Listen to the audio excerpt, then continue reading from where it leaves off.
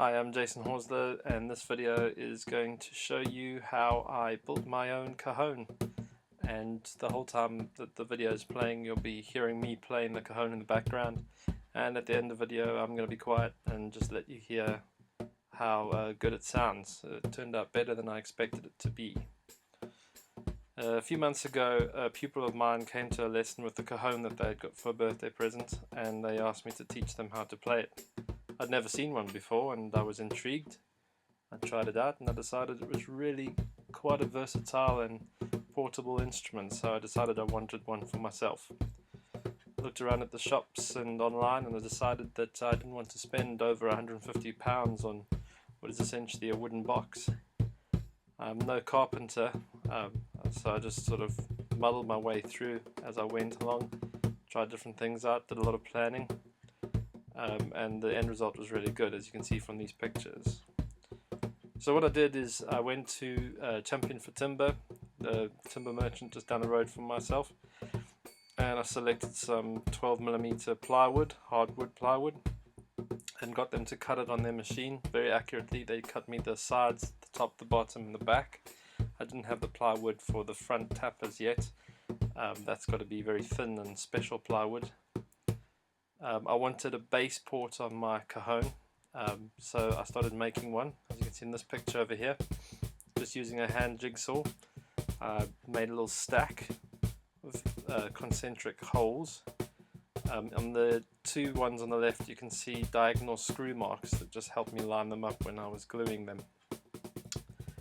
So here I have the back plate of the cajon, with the concentric circles glued underneath it and clamped with just ordinary wood glue overnight, and I've also put the two screws in just to make them really line up well. Once the glue was dry, I filed away the steps, and you can see that's the resulting smooth sort of base hole. Also began working on my snare mechanism, which is just an old curtain rod that I'd filed flat on the one side and screwed two 42 strand snare wires against. This is the cajon sort of lined up and ready to be assembled. You can see I just had normal hand tools, a drill, a hand jigsaw.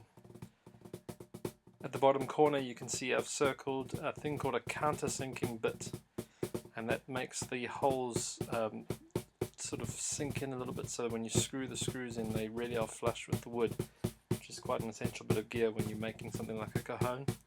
At the top I've circled the catching bar. In this picture you can see what the catching bar was used for. It's to hold the snare wires still when they are on the off position, so they don't rattle around inside the box, and I can get a nice clean sort of tom-tom sound in the off position. And I just wrapped it with green twine to sort of hold them even more steady. And here you can see the cajon has been more assembled. I've glued one by one plywood battens all around the edges in the corners. It's going to be circled, there it is there, one of the ones, just to give it extra structural strength, because I'm a big guy and I don't want the thing to collapse on me while I'm sitting on it. I also found the tapper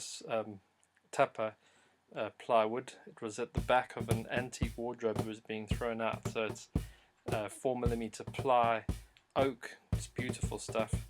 And there's my young assistant. So that's with the tappers in place, and that's what it looks like from behind with the sound hole.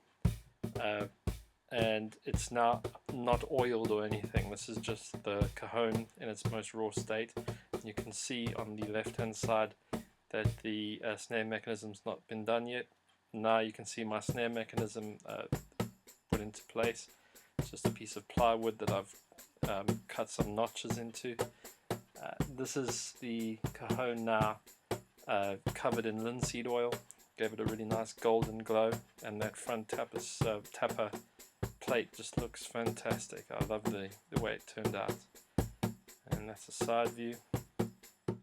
So yeah, I'm glad the way it looked, but I wanted to add some extra things to it. So I started by making a tambourine fixture.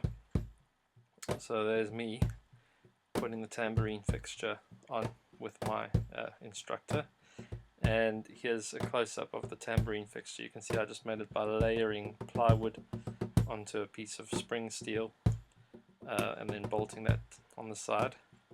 I then also took a pair of finger cymbals and made a little device using clothes pegs to make a finger cymbal device at the top as well. Then I wanted to add some more bass to the sound of my cajon, so I went to a charity shop and I found this little wooden barrel. And you can see I've knocked out the base of the barrel on the floor there and ripped off the little copper badge that was on the barrel.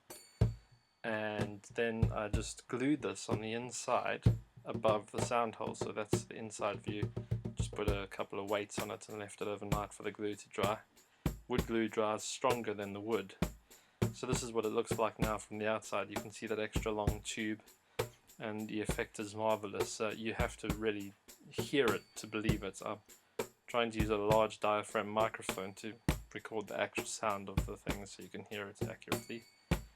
I added a bit of paint and a bit more strength to my various devices. There's the badge from the original barrel. Decided to put it on the side just to make it look a little bit cooler.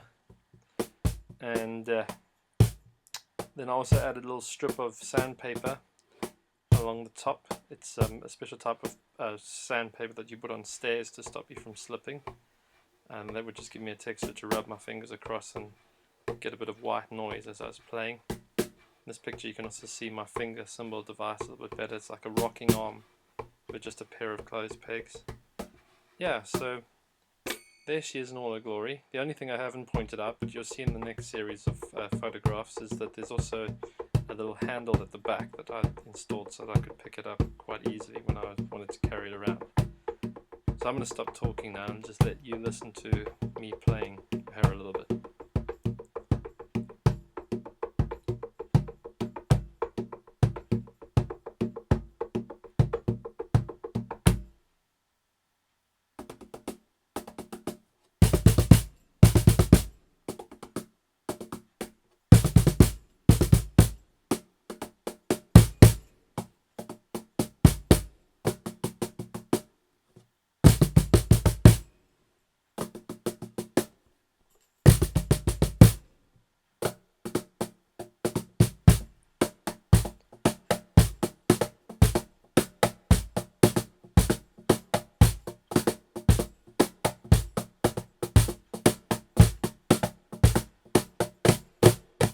Well, thank you for watching my video, and I hope this has inspired you.